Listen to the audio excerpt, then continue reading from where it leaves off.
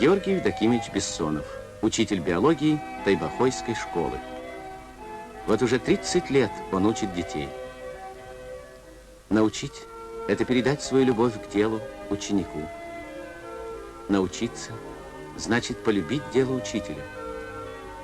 Полюбить южные цветы, которые подружил учитель с вечной мерзлотой Якутии.